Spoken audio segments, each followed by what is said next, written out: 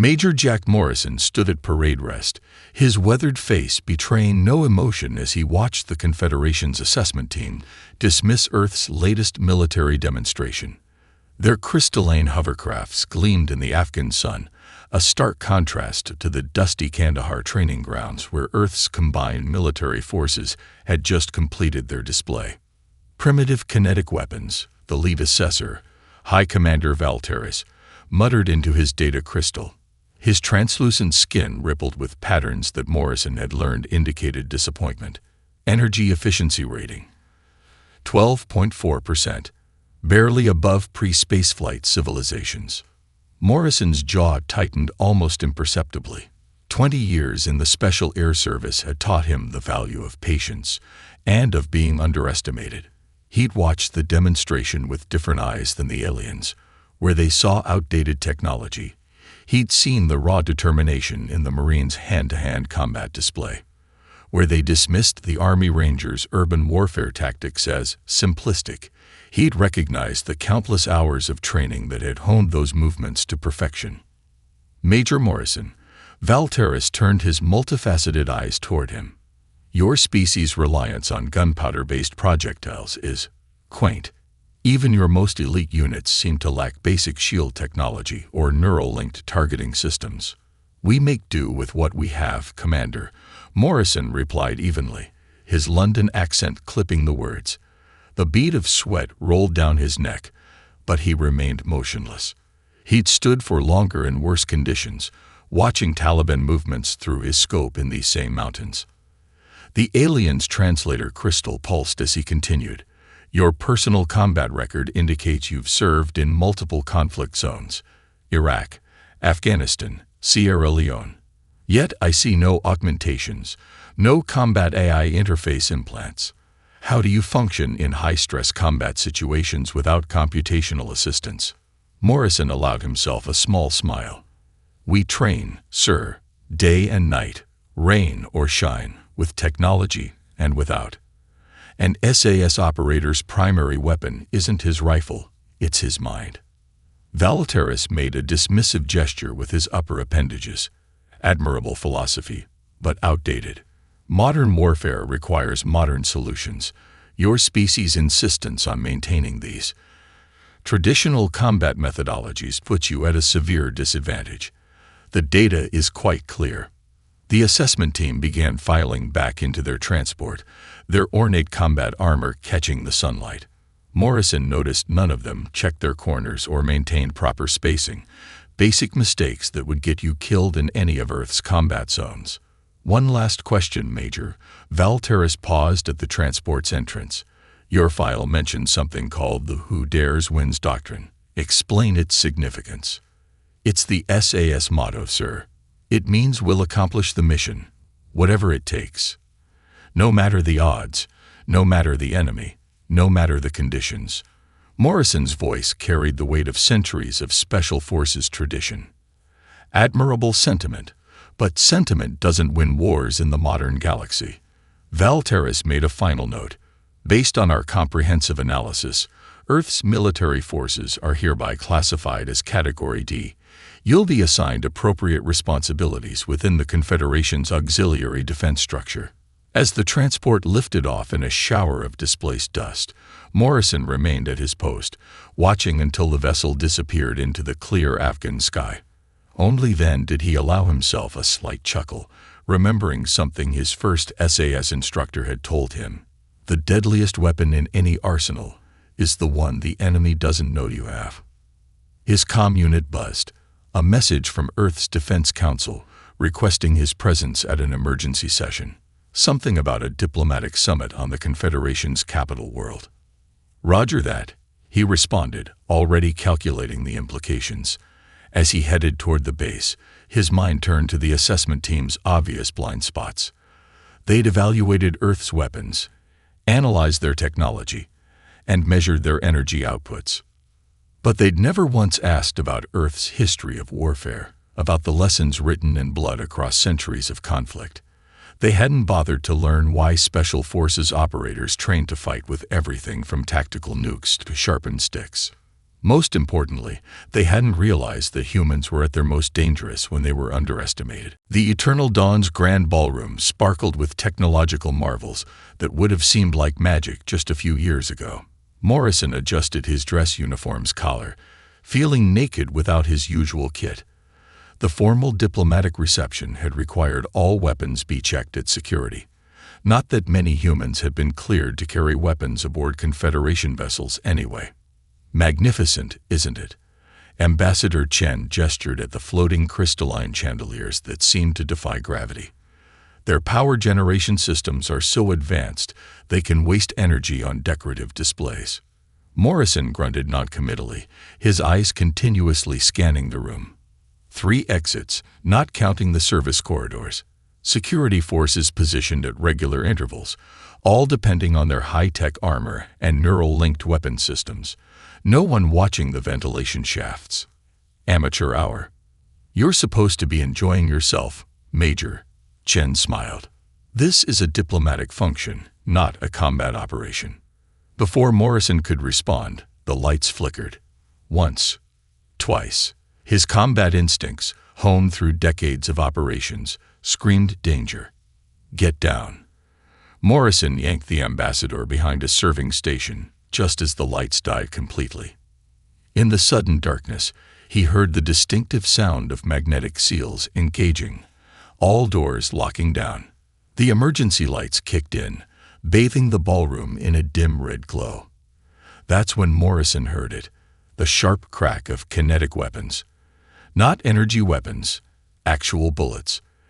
In the chaos that followed, he counted 12 distinct shooters entering through the main doors.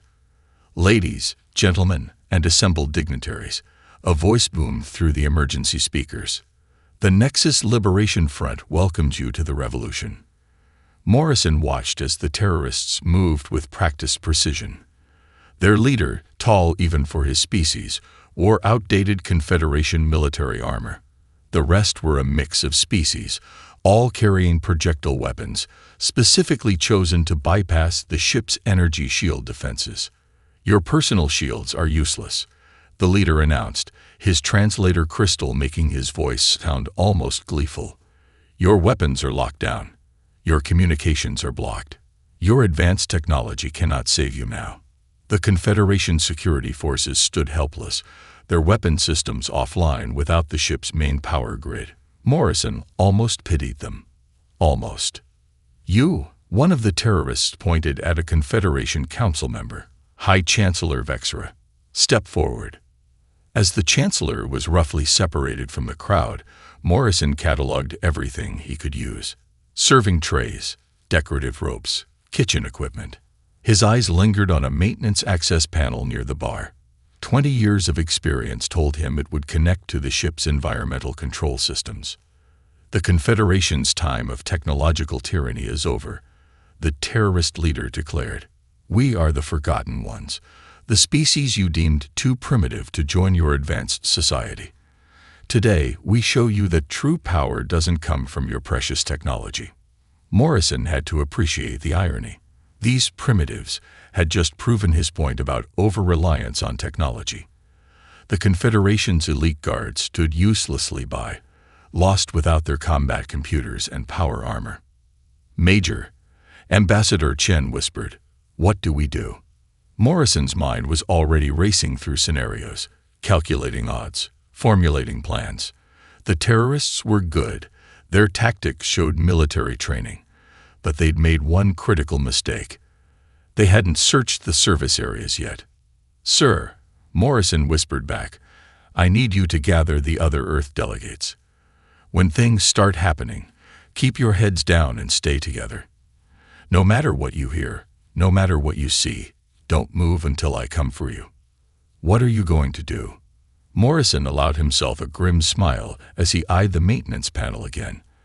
I'm going to give them a practical demonstration of why the SAS trains for every possible scenario, including zero-tech combat in hostile environments. As if on cue, the terrorist leader began listing demands to his captive audience. Morrison used the distraction to slip behind the bar, his movements smooth and practiced. None of the terrorists noticed. They were too busy watching their own technology displays, ironically making the same mistake as the Confederation forces they mocked. They were about to learn why "Who dares wins" wasn't just a motto. It was a promise. The maintenance shaft was cramped, but Morrison had crawled through worse in the Hindu Kush. He moved silently, years of close-quarters infiltration training taking over. Each movement was deliberate, calculated to avoid even the slightest echo in the metal tunnels. "Sector 4 clear," a voice echoed through the ventilation system. Morrison froze, listening. No sign of the missing human. "Keep searching," came the response. "He's just one primitive. He can't get far without tech support." Morrison allowed himself a small smile as he reached the first junction box. 20 years of combat experience had taught him that low-tech solutions often worked best. He pulled out the fancy pen he'd been given for the diplomatic reception, a gift from the ambassador. Within seconds, he had it disassembled, using its metal components to bypass the junction box's safety protocols. The ship's schematics he'd memorized during his security briefing proved accurate. Environmental controls for the lower deck were just ahead. Most importantly, he'd found what he really needed: access to the ship's internal announcement system. First lesson from the regiment. Psychological warfare starts with fear of the unknown. Morrison reached into his jacket pocket, pulling out a handful of coins, spare change he'd kept out of habit. With practiced precision, he began dropping them into different ventilation shafts, creating phantom sounds that echoed throughout the ship's lower decks. What was that? The terrorist's voice crackled through their comms, which Morrison could now hear through the hijacked announcement system. Section 6. Investigate those noises. Negative. Sir. Sensors show nothing. I don't care what the sensors show. I heard something. Morrison switched junction boxes, carefully rerouting power to create random temperature fluctuations in empty corridors. Hot and cold spots would play havoc with their thermal imaging. The next hour was a masterclass in asymmetric warfare. Morrison moved between maintenance shafts, creating ghost signals in their detection systems, manipulating air pressure to cause doors to creak randomly, and using his limited access to environmental controls to create chaos. Team 3. Report. The terrorist leader's voice had lost its earlier confidence. Team 3. Morrison glanced at the zip-tied terrorists he'd left in the cargo bay maintenance shaft. Team 3 wouldn't be reporting to anyone for a while. He'd taken them down old school. No fancy weapons, just close-quarters combat techniques perfected through countless training sessions. Their reliance on tech had made them sloppy. They'd never even looked up when he'd dropped from the ceiling vent. All teams, fall back to defensive positions. The leader's voice echoed through the ship. Multiple hostile contacts reported. They must have had a QRF team hidden aboard. Morrison suppressed a chuckle. The SAS had taught him that the human mind was the greatest force multiplier. Right now, the terrorists were seeing threats in every shadow, jumping at every noise. Their sensors, designed to detect energy weapons and shield signatures, were useless against simple physical sabotage. He pulled out his borrowed tablet, lifted from one of Team 3's unconscious members. Their communications revealed growing panic. Shadows moving in Sector 7. Thermal signatures appearing and disappearing. Impossible.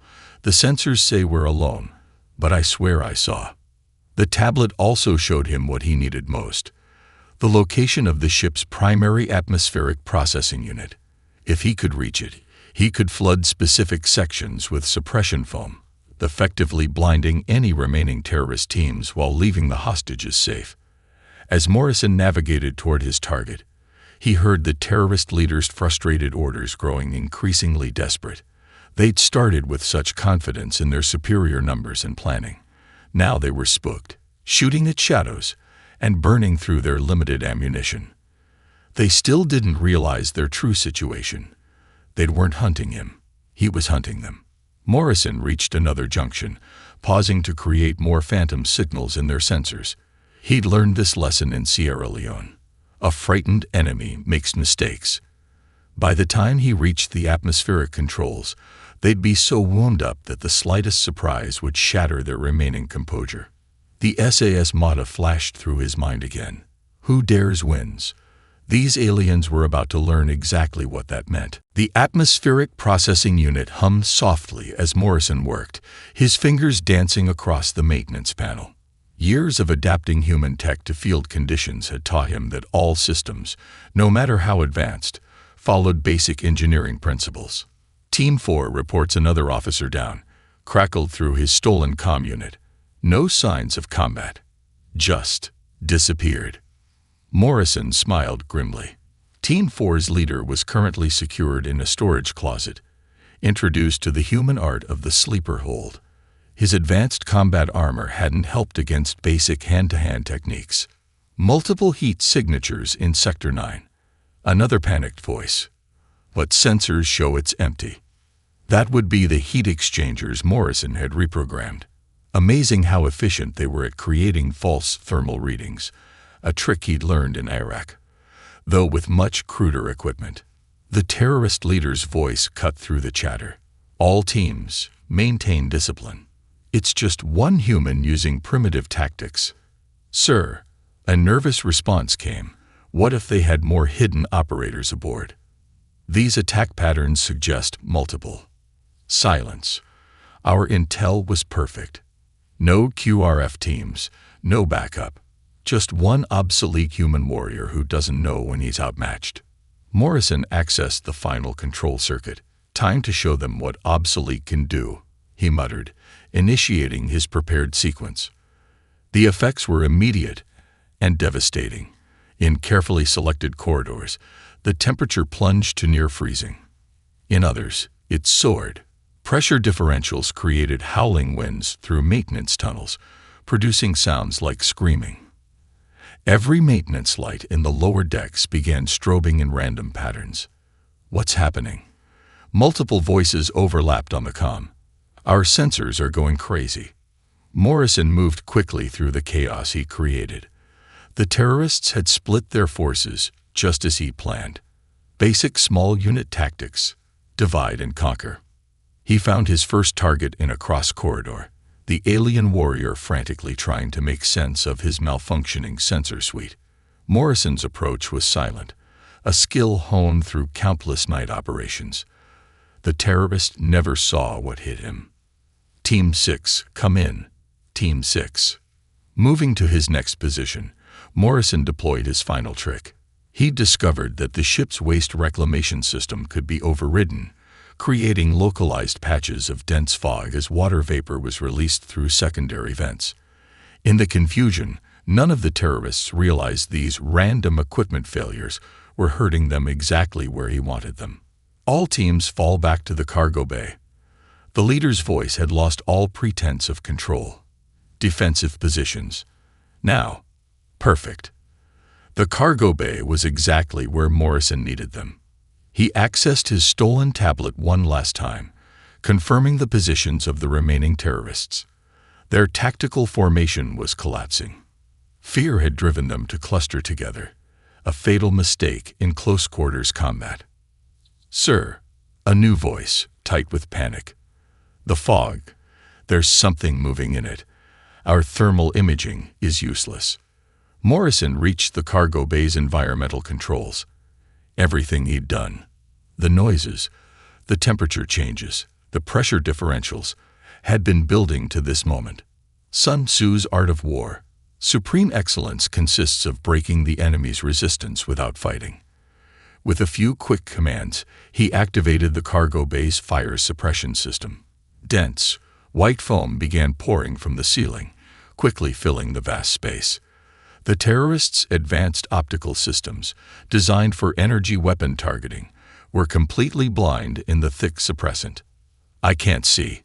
Sensors are dead. Watch your sectors. Something's in here with us.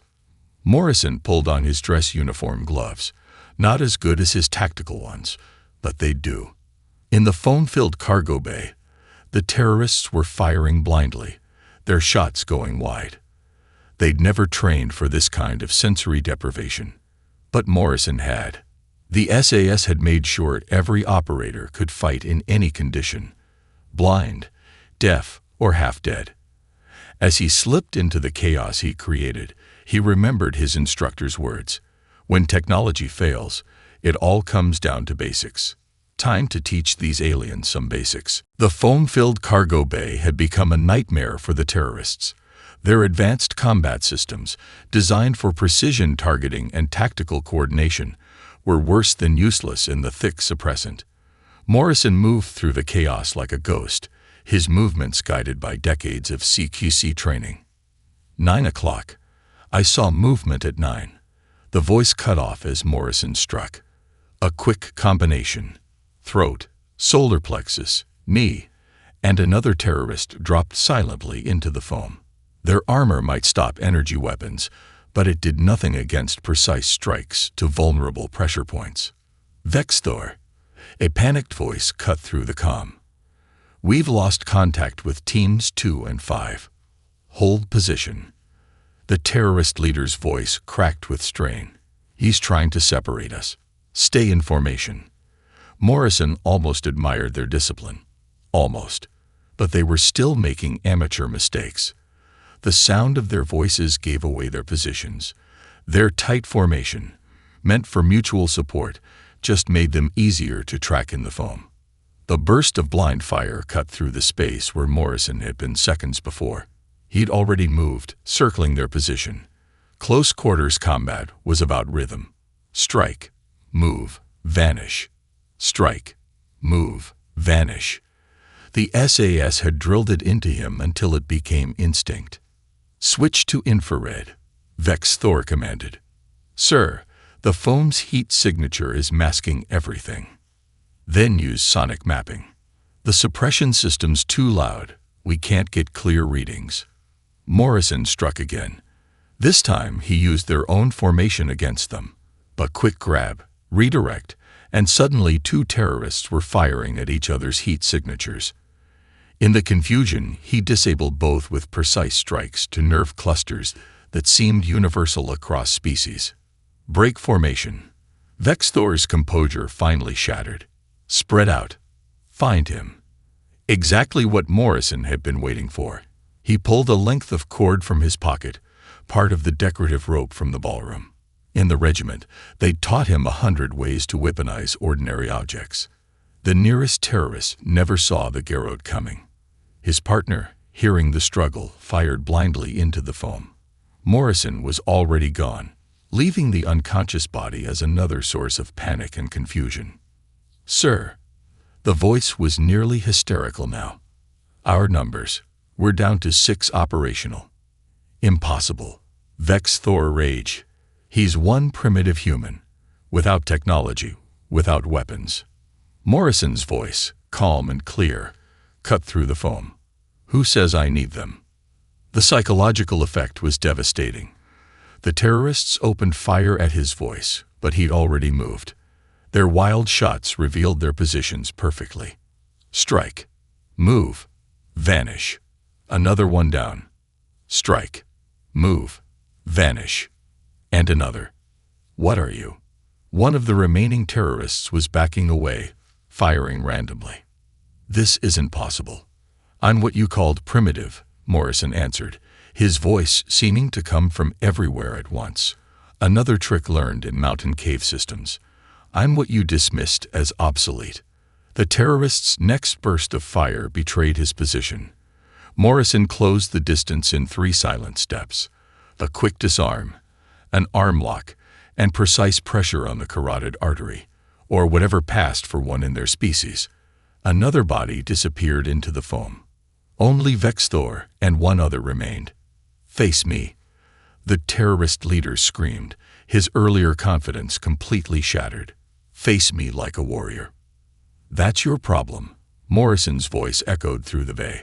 You think warfare is about facing the enemy. Sometimes. A quick strike dropped the last subordinate. It's about becoming their worst nightmare. Vexthor was alone now, spinning wildly, his weapon tracking shadows in the foam. His advanced armor, his superior technology, his careful planning, all rendered meaningless by one human using techniques perfected through centuries of warfare. Who? What are you? Morrison's voice was barely a whisper, but in the sudden silence, it carried perfectly. I'm SAS, and you're about to learn what that means. The foam swirled as he moved in for the final confrontation. Sometimes, the old ways were the best ways. Vexthor was everything the intelligence briefings had suggested. Ex-Confederation military, cybernetically enhanced, and trained in multiple combat forms. His armor alone cost more than what most Earth nations spent on their entire defense budgets. None of that mattered in the foam-filled cargo bay. Come out and face me, human. Vexthor's voice had an edge of desperation. No more tricks, no more shadows. Morrison studied his opponent's movements from the cover of the foam.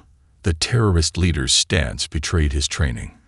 Perfect for energy weapon combat, terrible for close quarters. His weight was too far forward, his guard optimized for targeting systems that no longer functioned. You've lost your entire team. Morrison's voice echoed from multiple directions, a ventriloquist trick learned from an old sergeant in Hereford.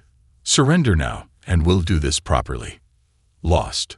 Vexthor laughed, but there was hysteria in it. I've commanded fleets, led armies. I will not be defeated by one primitive warrior. The terrorist leader fired a wild burst into the foam. Morrison counted the shots. 12 rounds left, based on the weapon's specifications. Time to end this. You want to see your primitive warrior? Morrison's voice hardened. Look behind you. It was an old trick, but pride made Vexthor spin around, firing reflexively. Morrison was already moving, closing the distance in 3 silent steps. His first strike targeted the weapon, a precise hit to the pressure point in the wrist that seemed universal across most humanoid species. The gun clattered away into the foam. Impossible.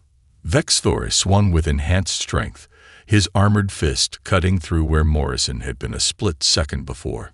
Our combat systems are superior. Our technology. That's your weakness. Morrison's counterattack was textbook CQC. Target the joints, where even the best armor had to remain flexible. You rely on technology. We rely on training. A quick combination. Elbow strike to test the armor's resistance, followed by a leg sweep to check balance recovery. Vexthor stumbled but didn't fall. His cybernetic enhancements were impressive, automatically compensating for the attack. We are the future. Vexthor activated his armor's emergency protocols. Strength enhancers whined as power was diverted from failed targeting systems. You are relics. Dinosaurs playing at warfare. The terrorists' next attack was brutally fast. Enhanced muscles and servo-assisted armor working in perfect sync. But Morrison had fought enhanced opponents before. The principle remained the same. Let their strength work against them. He slipped inside Vexthor's guard, using the alien's momentum to throw him off balance. The terrorist leader recovered quickly, but Morrison was already executing his next move. A strike to the armor's power distribution node, another universal weakness. Can't build powered armor without external power couplings. Your problem, Morrison spoke as he worked through the combination, each strike precisely targeted, is that you forgot the basics.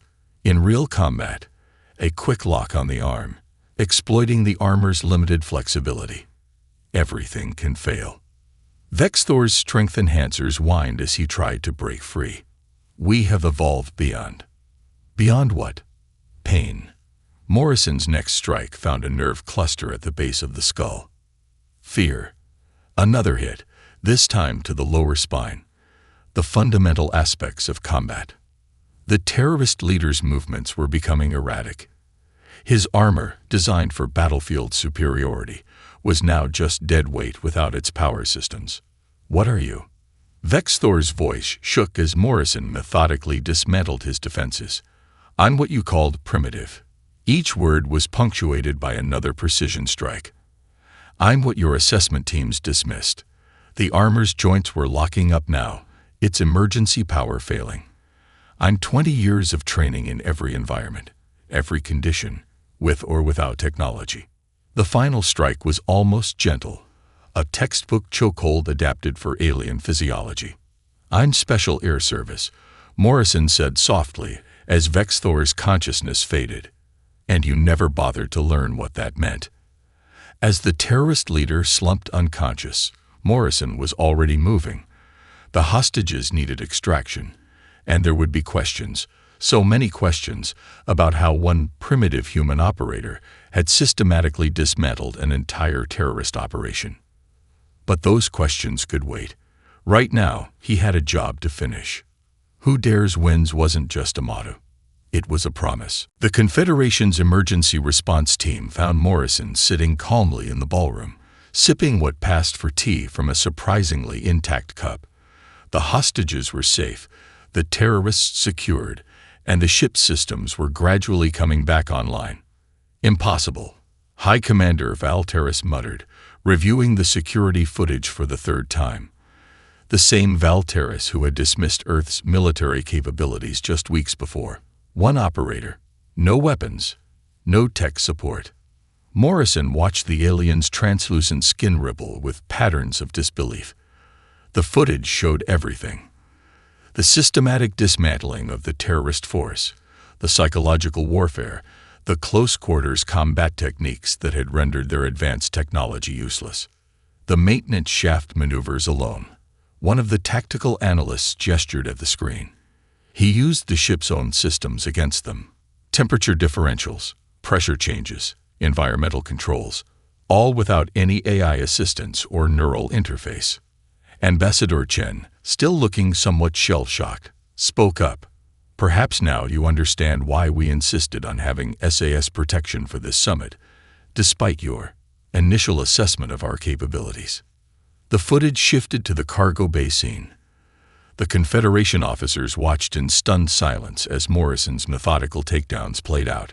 Each movement was precise, efficient, lethal if necessary, but carefully controlled to disable rather than kill. "These combat techniques," another analyst noted, "they're not in any of our databases. The integration of psychological warfare with physical combat, the adaptation to technological failure. Standard SAS training," Morrison said quietly. "We prepare for everything. Technology fails. Plans go wrong.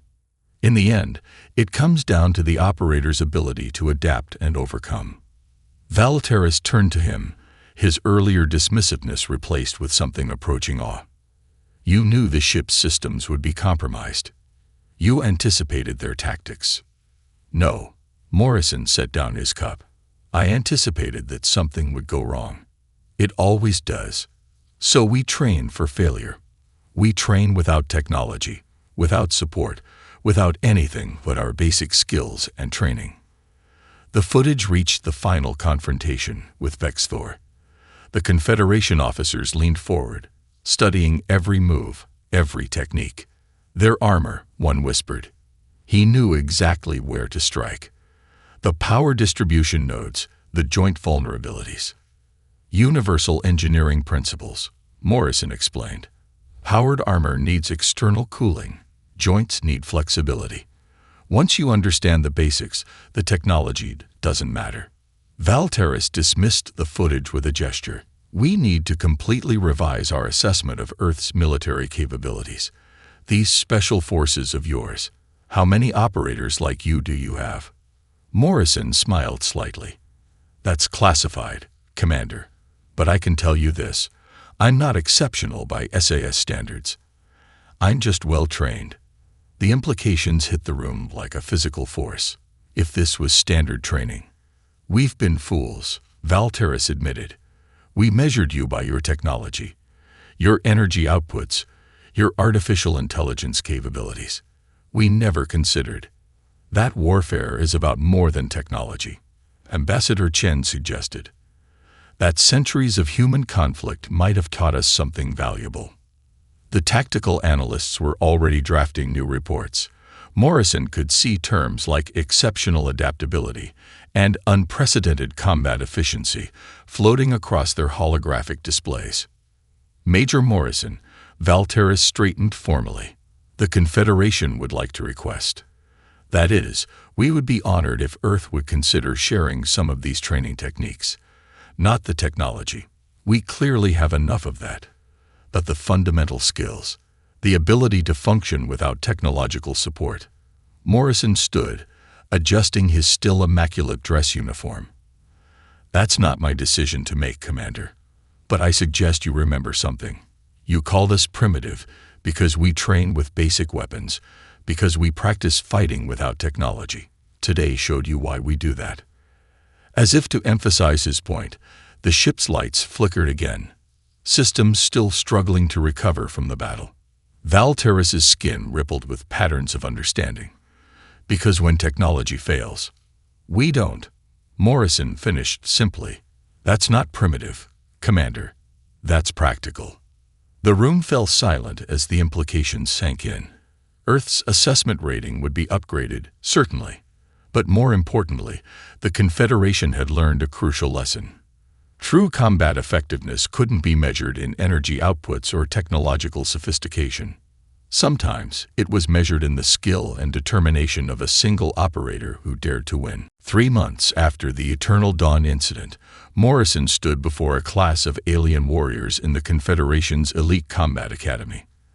The massive training facility, once dedicated to advanced weapons systems and technological warfare, had been dramatically reorganized. Your first lesson, Morrison addressed the assembled elite warriors, each from a different species, all watching him with a mixture of respect and uncertainty, begins with this. He held up his combat knife, plain, practical, deadly in the right hands. But, sir, a towering Centaurian warrior raised his hand, his crystalline armor gleaming. Our combat systems are rated 4. Power down all systems, Morrison ordered. Everything. Armor, targeting assistance, neural links. All of it. Confused glances were exchanged, but they complied. The room dimmed as dozens of advanced combat systems went dark. The Eternal Dawn incident changed our understanding of warfare, Morrison continued, pacing the training floor. Your leadership learned something humans have known for centuries. Technology can fail. When it does, the warrior beneath the armor determines survival. He gestured to the simple training area. No holographic targets, no AI combat simulators, just basic obstacles and practice dummies. Your first month here will involve no technology at all. You'll learn to fight with your bodies, your minds, and basic weapons. You'll train blindfolded, in silence, in every environment we can create. Only then will you begin reintegrating your advanced systems. A Proximan officer shifted uncomfortably. But the combat computers calculate optimal. The combat computers failed against one human operator. Morrison cut in sharply. How many lives were lost because warriors couldn't function without their tech? Silence fell across the room. The Eternal Dawn incident had sent shockwaves through the Confederation military. Entire training protocols were being rewritten. Combat doctrine was being fundamentally reassessed. Earth has been reclassified. Morrison continued. We're now rated Alpha Adaptive. But that's not why I'm here. I'm here because your leadership finally understood something crucial. The most dangerous weapon in any arsenal is the warrior's mind. He activated a holoscreen showing footage from the incident, himself moving through maintenance shafts, using simple tactics to create chaos, defeating advanced armor with basic combat techniques. This isn't about proving human superiority, Morrison explained. Every species here has unique strengths. The Centaurians' natural armor, the Proximans' enhanced reflexes, the Arcturians' multidimensional awareness, all valuable. But they're natural abilities, not technological crutches. The class watched intently as the footage showed him systematically dismantling the terrorist force. You'll learn Earth's combat techniques, SAS, Navy SEALs, Spetsnaz, and others. You'll learn why we train for every possible failure. Most importantly, you'll learn to think tactically without relying on combat computers. Morrison picked up a practice weapon, a simple staff. Who's first? A massive Arcturian stepped forward, his powered armor now dormant. Even without technological enhancement, he was an impressive sight. Good. Morrison nodded. Remember, no tech, no assistance, just you and your training. What followed was a demonstration that had the entire class murmuring in appreciation. Morrison moved like water, using the Arcturian's natural strength against him. Each movement was a lesson in itself: efficiency, adaptation, practical combat principles that transcended species. The Arcturian hit the mat hard, but came up grinning, or what passed for a grin in his species. "I understand now," he rumbled. "The technology should enhance the warrior, not replace basic skills." "Exactly." Morrison helped him up. "By the time you finish this course, you'll be able to fight at peak efficiency with or without your systems. That's not primitive, that's practical survival." Looking at the eager faces before him, some humanoid, some utterly alien, Morrison felt a surge of pride. Earth might not have the most advanced technology in the galaxy, but they had something arguably more valuable: centuries of hard-won combat wisdom. "Welcome to Special Combat Training," he announced. "Lesson 1 begins now." The Confederation had learned its lesson about underestimating primitive warriors. More importantly, they'd learned that true combat excellence came not from technological superiority, but from the perfect fusion of mind, body, and training. Who dares wins had become more than an Earth motto. It was becoming a galactic principle.